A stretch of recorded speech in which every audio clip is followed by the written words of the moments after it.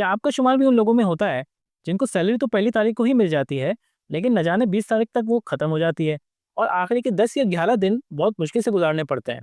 इसके साथ-साथ आपके घर में कोई बड़ा बुजुर्ग मौजूद है, वो बीमार हो जाता है, आप उसको हॉस्पिटल भी लेके जाते हैं, लेकिन डॉक्टर इलाज का इतना पैसा कह देते हैं कि आपके पास वो पैसे मौजूद ही नहीं होते।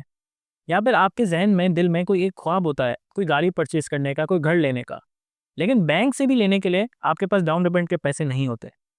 इसी के साथ-साथ आपके बच्चों की एजुकेशन या मैरिज, इस तरीके के बड़े-बड़े खर्चे, आपके पास पैसे ही मौजूद नहीं है। अगर ये सब सुन के आपको टेंशन हो रही है, तो ये वीडियो आपके लिए है। अस्सलाम वालेकुम दोस्तों, मेरा नाम है फैज़ान फ़िरोज़ और आप लोग देख रहे हैं मेरा चैनल फाइनेंस विद फैज़ान।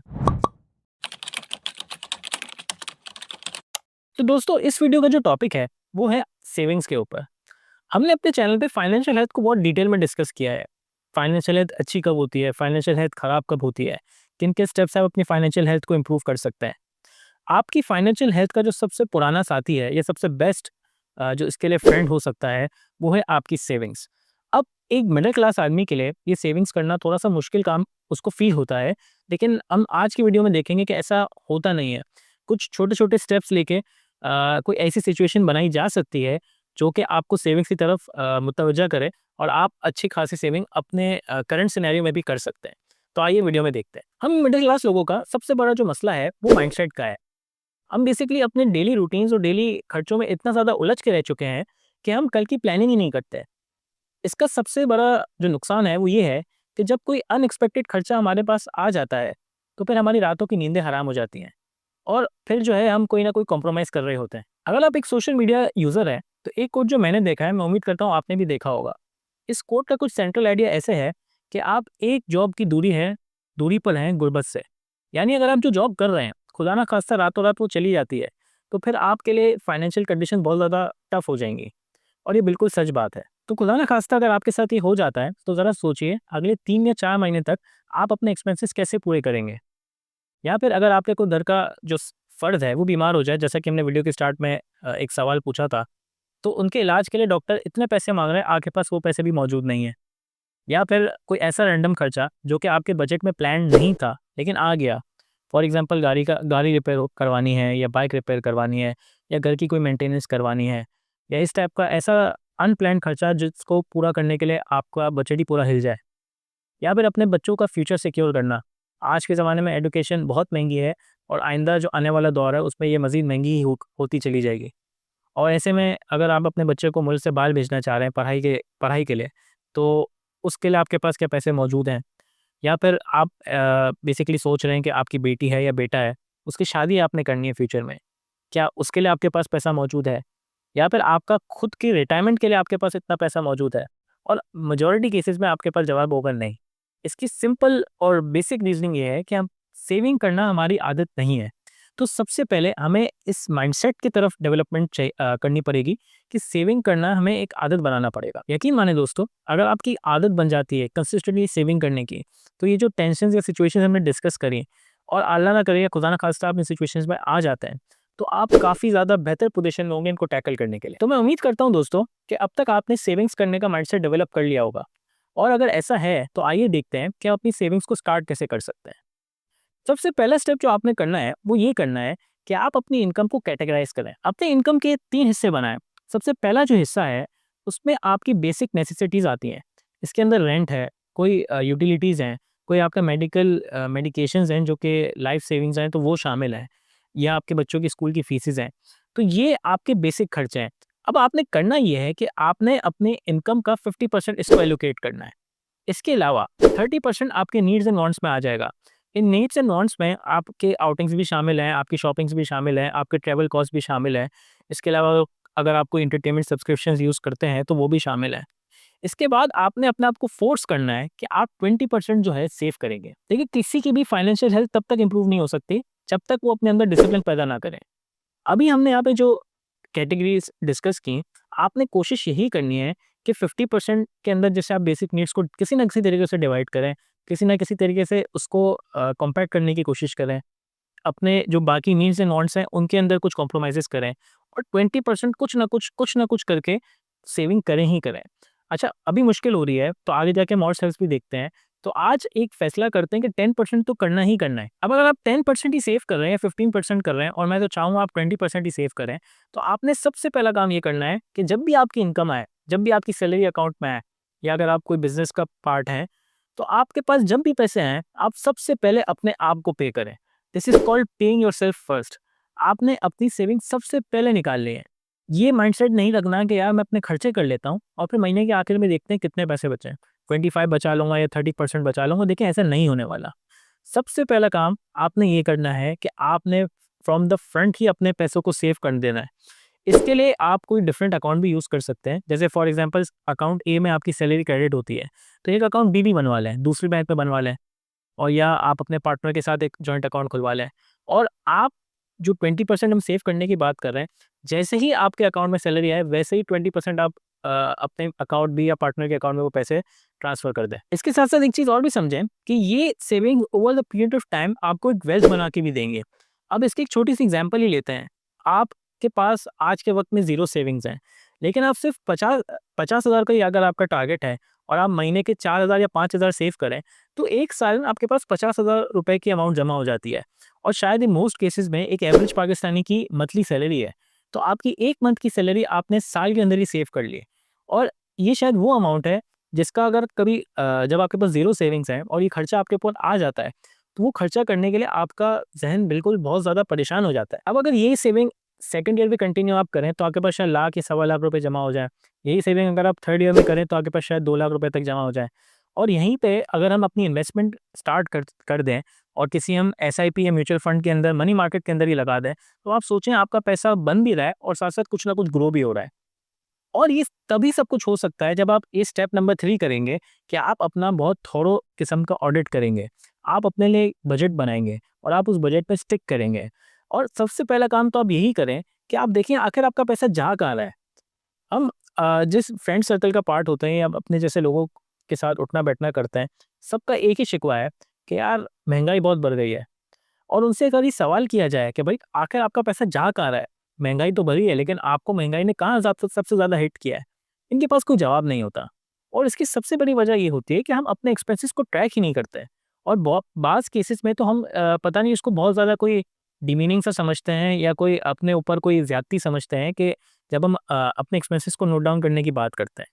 ये बात मैंने पहले भी कही है कि देखिए एक्सपेंसेस को नोट डाउन करने का मतलब ये नहीं होता कि आप गिन-गिन के पैसा खर्च कर रहे हैं।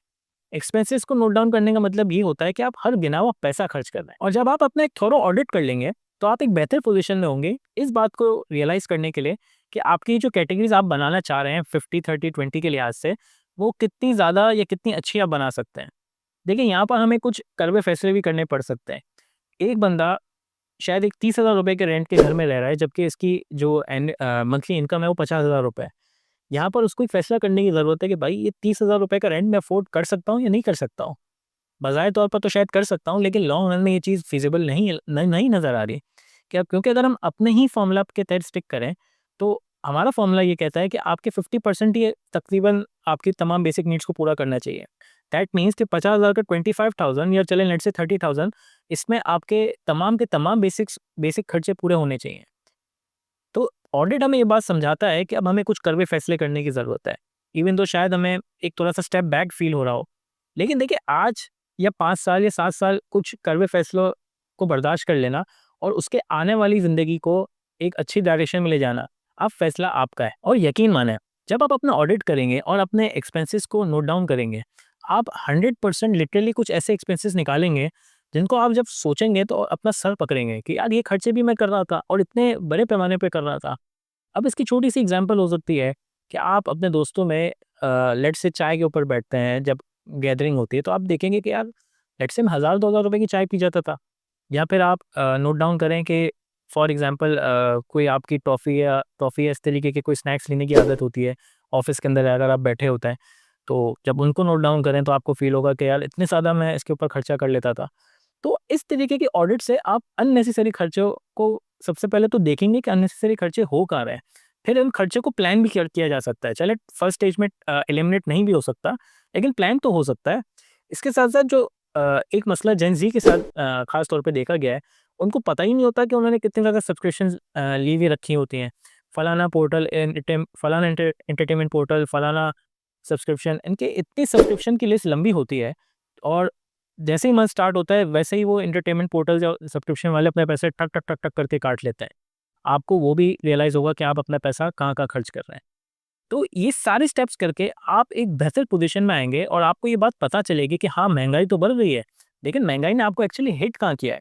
जब आपको ये बात पता चलेगी, तो आप उसी तरीके से उस क्वेश्चन को आंसर करने की पोजीशन में होंगे। तो अब अगर थोड़ा-सा भी एनालाइज़ करें कि अगर आपने सेविंग कर ली होती और अभी इनमें से किसी किस्म के भी जो हमने सिनेरियोज़ डिस्कस किए थे, उनमें से कोई भी सिनेरियो आपके ऊपर आ जाता, तो आप देखेंगे कि कुछ ना कुछ आप उनको टैकल करने के लिए बेहतर पोजीशन में होंगे। फॉर एग्ज़ाम्पल अगर आप 2 साल से ही सेविंग कर रहे हो, तो अभी हमने देखा फॉर एग्ज़ाम्पल 2 महीने का भी आपके पास अपना एक्सपेंसेस कवर्ड हो चुके होंगे। तो अगर आपकी 2 साल के बाद भी खुदा ना खास्ता जॉब चली जाती है, तो अब एटलीस्ट 2 मंथ की सेविंग्स तो आपके पास मौजूद है।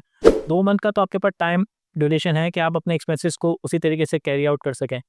और अगर आपने अपनी सेविंग्स को इस तरीके से प्लान आउट किया था कि उन कुछ ना कुछ इन्वेस्ट भी किया होगा, तो शायद ये 2 की जगह ढाई या 3 महीने इस तरीके से भी सेविंग्स हो सकती हैं। तो यहाँ पर सेविंग्स करना हमेशा आपकी फाइनेंशियल हेल्थ के लिए बेनिफिट ही होगा। और फॉर द टाइम बिंग, थोड़े वक्त के लिए शायद आपको कुछ मुश्किलात का सामना करना पड़े। शायद आप अपने बेहतरीन किस्म के खाने नहीं खा पाएँ, बेहतरीन किस्म के आउटिंग्स ना कर पाएँ, बेहतरीन किस्म के ब्रांड्स पहन ना पाएँ। लेकिन यकीन मानें, जो आपके फाइनेंशियल गोल्स हैं, उनकी तरफ ये एक बहुत बड़ा स्टेप है और आपको उनको अचीव करने के लिए बहुत मदद मिलेगी। तो सबसे पहले हमने सेविंग करने के लिए माइंडसेट बनाया। फिर हमने देखा हम सेविंग स्टार्ट कैसे कर सकते हैं। आइए देखते हैं जब अब सेविंग करनी कितनी है और सेविंग के लिए हमारे जो तरीक़ेकार हैं वो क्या होने चाहिए। देखिए, कोई भी सेविंग करने का जो पर्पस होता है वो गोल डिपेंडेंट और टाइम डिपेंडेंट होना चाहिए। फॉर एग्ज़ाम्पल अगर आप ज़ीरो पे खड़े हैं, तो आपने सबसे पहले यही काम करना है कि आपने एक इमरजेंसी फंड को डेवलप करना है। अब ये इमरजेंसी फंड क्या हो सकता है? फॉर एग्ज़ाम्पल वन्स अगेन अगर आपकी 50,000 रुपए की इनकम थी, तो हम अज़्यूम करते हैं कि 40,000 रुपए जो थे वो आपके एक्सपेंसेस थे, जिसमें आपके बेसिक वांट्स भी शामिल हैं, बेसिक नीड्स भी शामिल हैं और इसके अलावा आप जो रिमेनिंग 30% थे, अपने नीड्स एंड वांट्स में सैटिस्फाई कर रहे थे। अब अगर हम इस खर्चे को मल्टीप्लाई बाय 3 करें या 4 करें या 6 करें या एटलीस्ट मल्टीप्लाई बाय 1 करें, तो आपने अपने लिए कुछ ऐसा फंड डेवलप करना है, जो आपके इन बेसिक खर्चों को पूरा कर सके। टेक्निकली स्पीकिंग एक अच्छा इमरजेंसी फंड डिपेंड इस बात पे भी करता है कि आप अपनी ज़िंदगी के किस स्टेज पे मौजूद हैं। फॉर एग्ज़ाम्पल आप सिंगल हैं, तो शायद आपके लिए 3 मंथ का इमरजेंसी फंड बहुत है। लेकिन अगर आप मैरिड हैं, तो आपके लिए 6 मंथ का इमरजेंसी फंड होना एक अच्छा रीज़नेबल साइज़ हो सकता है। अगर आपके पास आपके बच्चे हैं तो और आपके फैमिली मेंबर्स थोड़े से बुज़ुर्ग हैं, तो आपके पास शायद 9 महीने या 1 साल का इमरजेंसी फंड भी होना अच्छा हो सकता है। तो इस बात पे तो ये फैसला तो हम आपके ऊपर छोड़ देते हैं कि आप अपनी ज़िंदगी के किस स्टेज पे मौजूद हैं। लेकिन मिनिमम 3 मंथ का इमरजेंसी 3 मंथ के जो आपका एक्सपेंस है, वो आपके इमरजेंसी फंड में होना ज़रूरी है। फॉर एग्ज़ाम्पल अगर ये 40,000 रुपए की एग्ज़ाम्पल लेके चलते हैं, तो 40,000 रुपए अगर आपका मंथली एक्सपेंस है, तो आपके इमरजेंसी फंड में 3 महीने के लिहाज से 1,20,000 के करीब कुछ अमाउंट मौजूद होनी चाहिए। और अगर आप 6 महीने तक 6 महीने के एक्सपेंस निकालना चाह रहे हैं, तो ये अमाउंट डबल हो जाएगी, तकरीबन 2.5 लाख, 2,40,000 इस तरीके से हो जाएगी। और ये जो पैसा है, आपने ऑडिट करके ही निकाला होगा, तो इसके अंदर बेसिक खर्चे ही मौजूद होंगे और आपके जो नीड्स एंड वांट्स है वही शामिल होंगी, इनमें आपकी सेविंग्स वगैरह शामिल नहीं होंगे। ऐसा नहीं हो रहा होगा क्या कि 50,000 की जो इनकम है, आप 50,000 मल्टीप्लाई बाय 6 कर लें। अगर आप ऐसा करते तो अच्छा ही है, लेकिन इसके अंदर आपके मिसलेनियस एक्सपेंसेस और सारे एक्सपेंसेस ही शामिल होने चाहिए। अब इस इमरजेंसी को फंड को हासिल करने के लिए आपने अच्छे टाइम तक मेहनत की, 2 साल, 3 साल, 4 साल व्हाटएवर द टाइम पीरियड में भी आपने सबसे पहले इस इमरजेंसी फंड को एस्टेब्लिश करना है। इसके बाद आपने अपने कुछ शॉर्ट टर्म्स गोल को देखना है और अपनी जो नेक्स्ट जर्नी है सेविंग्स की, उसको अपनी शॉर्ट टर्म गोल्स के लिए अलाइन करना है। ये शॉर्ट टर्म गोल्स अगले 3 साल, 5 साल के गोल्स हो सकते हैं। फॉर एग्ज़ाम्पल अगर आप अपने अर्ली 20s में हैं और आपने इमरजेंसी फंड्स सेटअप कर लिया, तो अगर आप एशिया से ताल्लुक़ रखते हैं, तो आपके घर से शादी का प्रेशर बहुत ज़्यादा हो जाएगा। तो अगर आपको शादी करनी है या आपने अपने लिए कोई घर लेना है या आपने घर तो चले एक और ज़्यादा लेंदी ऑप्शन हो जाएगा, लेकिन आपने पहले कोई गाड़ी लेनी है, बाइक लेनी है, ट्रांसपोर्ट चेंज करना है, एक्स वाई ज़ेड ट्रैवल करना है, तो आपके ये जो शॉर्ट टर्म गोल्स होंगे, उनको पूरा करने के लिए अब आप अपनी नेक्स्ट स्टेप या नेक्स्ट सेविंग स्टार्ट करेंगे। ये जो खर्चे हैं, ये 3 साल, 4 साल की तरफ प्लान किए जाते हैं क्योंकि ज़ाहिर है ये थोड़े से बड़े खर्चे होते हैं और एक न्यू बंदा जो है वो शायद उसको पूरा ना कर सके। यहाँ पर एक चीज़ और भी आपको समझ आएगी, जब आप इस तरीके से गोल्स बनाएँगे, तो आपको एक अंदाज़ा होगा। फॉर एग्ज़ाम्पल हम इसी तरीके से लेके चलते हैं कि 5,000 या 10,000 रुपए जो मंथ सेव कर रहे थे, 10,000 रुपए पर मंथ सेव कर रहे थे, उसी के एग्ज़ाम्पल पे चलते हैं। तो हम ये बात फ़ील करते हैं कि यार अगर मुझे 5 लाख रुपए फॉर एनी एक्स-वाई-ज़ेड रीज़न चाहिए थे, तो 5 लाख रुपए कमाने के लिए मुझे शायद 4 साल लग जाएँगे। और ये जो सिनेरियो है, अब ये 2 तरीके का काम कर सकता है। या तो आपको मोटिवेट करेगा कि यार अब काम ये करते हैं कि अपनी इनकम बढ़ाने की कोशिश करते हैं। इस 4 साल को 3 साल में लाने की कोशिश करते हैं। या फिर कोई ऐसी इन्वेस्टमेंट करते हैं जो कि इस चीज़ को फास्ट ट्रैक पे लेके जाए। या फिर आपको थोड़ा-सा डीमोटिवेट कर सकता है, लेकिन हमें डीमोटिवेटेड नहीं होना। हमें मोटिवेटेड ही रहना है और अपनी इनकम की तरफ भी फ़ोकस करना है। लेकिन ये आपको पता ही तब चल पाएगा जब आप अपने आप को थोड़ा ऑडिट करेंगे। तो बजटिंग बहुत ज़्यादा ज़रूरी है आपके लिए। तो हमने अपनी सेविंग्स को स्टार्ट किया बिल्कुल बेसिक से, इमरजेंसी फंड के लिए, और अब हमने अपने शॉर्ट टर्म गोल्स को भी कवर कर लिया। इसके बाद आ जाते हैं आपके लॉन्ग टर्म गोल्स, आपके रिटायरमेंट गोल्स, या फिर कुछ ऐसे खर्चे जैसे बड़े खर्चे जैसे आपने घर लेना है। या इसके अलावा अगर आप अपने फैमिली से रिलेटेड कोई गोल सेटअप करना चाहते हैं, तो अपने बच्चों की एजुकेशन से रिलेटेड एक्सपेंस हो गया, या उनकी शादी से रिलेटेड कोई एक्सपेंस हो गया, तो यहाँ पर आप अब इन खर्चों के लिए प्लानिंग करना स्टार्ट करेंगे। इन खर्चों के लिए अब आप सेविंग करना स्टार्ट करेंगे। और ज़ाहिर है ये खर्चे ऐसे हैं जिनको कवर करने के लिए आपकी आधी ज़िंदगी तो लग जाएगी। 5 साल, 7 साल, 10 साल, या इससे भी शायद ज़्यादा टेन्योर लग सकता है, डिपेंडिंग अपॉन आप किस इनकम ब्रैकेट में आते हैं और किस एज ब्रैकेट में अगर आप आते हैं। तो अब आपने इस इन खर्चों के लिए या इन गोल्स के लिए प्लान करना है। और यकीनन आसान काम नहीं है, लेकिन आपने अभी देखा होगा कि ऐसा बंदा जिसके पास ज़ीरो सेविंग्स थी, पहले उसने अपना इमरजेंसी फंड क्रिएट किया, फिर उसने अपने शॉर्ट टर्म गोल्स को हासिल किया। और जब आप ऐसा करेंगे, स्टेप बाय स्टेप चलेंगे, और डोपामाइन हिट होगा कि आप सेव भी कर सकते हैं, इसको इन्वेस्ट भी कर सकते हैं, उसको ग्रो होता हुआ भी देख सकते हैं। और अपने गोल्स को हिट होता हुआ जब आप देखेंगे, और वो जो फीलिंग होगी ना ब्रेन की, वो अनमैच्ड फीलिंग होती है। यानी आप कोई चीज़ के लिए पैसे जमा करें और जब वो चीज़ आप खरीद लेते हैं, यकीन करें this is one of the best feelings in the world. इसी तरीके से लॉन्ग टर्म गोल्स के लिए भी अब चलना आपके लिए मुश्किल नहीं होगा। हाँ, ज़ीरो सेविंग से अगर मैं आपको कहूँ कि घर ले लो, तो वो आप बहुत मुश्किल, सुनने में भी अजीब-सा लगता है। लेकिन जब आप एक प्रोसेस के थ्रू गुज़रते हुए इन चीज़ों तक आएँगे, लॉन्ग टर्म गोल्स की तरफ आएँगे, तो वो इतना आपको भारी फ़ील नहीं करेगा, और आप उसके लिए मेंटली प्रिपेयर्ड भी होंगे। अब इसके साथ-साथ इतना ज़्यादा हेक्टिक रोड मैप आपने बना लिया, इसका एक और भी बहुत इंपॉर्टेंट फ़ायदा है, और वो फ़ायदा ये है कि अब आपको पता है कि आपको फाइनेंशियली इंडिपेंडेंट होने के लिए मंथली कितना पैसा रिक्वायर्ड है। अब अपनी इन्वेस्टमेंट जर्नी इस तरीके से प्लान कट की जाए कि आप 5 साल, 7 साल, 10 साल के अंदर अपने पैसिव इनकम को इतना बढ़ा लें कि वो अमाउंट आपके लिए ऑटोमैटिकली जनरेट हो सके। तो अब आप फाइनेंशियली इंडिपेंडेंट हो सकते हैं, अर्ली रिटायरमेंट ले सकते हैं, या इस तरीके की चीज़ें जो आप सुनते हैं, इन सब चीज़ों को हम डिटेल में कवर करेंगे अपनी फाइनेंशियल इंडिपेंडेंस वाली वीडियो में। उसके लिए आप यूट्यूब चैनल पे सब्सक्राइब रहिएगा। तो आइए रिविज़िट करते हैं इस पूरी जर्नी को, जिसमें सबसे पहला इंपॉर्टेंट स्टेप है माइंडसेट। माइंडसेट डेवलप करें कि भाई सेविंग तो करेंगे ही करेंगे। इसके बाद हमने देखा कि सेविंग कैसे स्टार्ट की जा सकती है, और सेविंग्स को गोल ओरिएंटेड कैसे बनाया जा सकता है। इसके बाद अपनी जो सेविंग्स है उसको बैंक अकाउंट में नहीं रखिएगा, और हमने अपने चैनल पे बहुत सारे ऐसे ऑप्शन डिस्कस किए हुए हैं जिसके अंदर आप अपनी सेविंग्स को इन्वेस्ट कर सकते हैं। एक बात याद रखिएगा, सेविंग्स तो फर्स्ट स्टेप है। एक्चुअल में अगर फाइनेंशियल इंडिपेंडेंस हासिल करनी है ना, इसके लिए इन्वेस्टमेंट ही एक तरीक़ेकार है। तो आपने इन्वेस्टमेंट करनी है, इन्वेस्टमेंट कहाँ कर सकते हैं? तो जैसे कि इन्वेस्टमेंट की अगर हम बात की करें, तो सबसे पहले जो इमरजेंसी फंड की इन्वेस्टमेंट है, या इमरजेंसी फंड की सेविंग है, उसको आप मनी मार्केट के अंदर ही रखें। अगर हम म्यूचुअल फंड के हवाले से बात करें, या कुछ ऐसे शेयर्स वगैरह परचेज़ कर लें, जो किसी भी वक़्त लिक्विडेट हो सकते हैं, जिनके डिविडेंड्स वगैरह आपको अच्छे मिलें। तो आपने अपने सेविंग्स को इन्वेस्ट भी करना है। तो ख़ैर ये एक डिफरेंट वीडियो का टॉपिक हो जाएगा, और अगर इससे रिलेटेड आपके पास कोई सजेशन है, तो हमें कमेंट सेक्शन में ज़रूर बताइएगा। इसके साथ-साथ अगर आपको वीडियो पसंद आई है, तो हमारे चैनल को ज़रूर सब्सक्राइब करें, और अगर ये वीडियो आपको पसंद आई है, तो उसको ज़रूर लाइक करें। इस वीडियो में जुड़े हुए कोई कॉन्सेप्ट से अगर आप डिसएग्री करते हैं, तो आप ये वीडियो को डिसलाइक भी कर सकते हैं, और हमें कमेंट सेक्शन में इसके बारे में बता भी सकते हैं। इसके साथ-साथ कोई ऐसा टॉपिक जिस पे अब तक मैंने वीडियो नहीं बनाई है, और वो फाइनेंशियल हेल्थ या पर्सनल फाइनेंस से रिलेटेड किसी भी टॉपिक से जुड़ी हुई है, और आप चाहते हैं कि मैं उस पे वीडियो बनाऊँ, तो उसको भी कमेंट सेक्शन में ज़रूर मेंशन करें। जज़ाकल्लाह।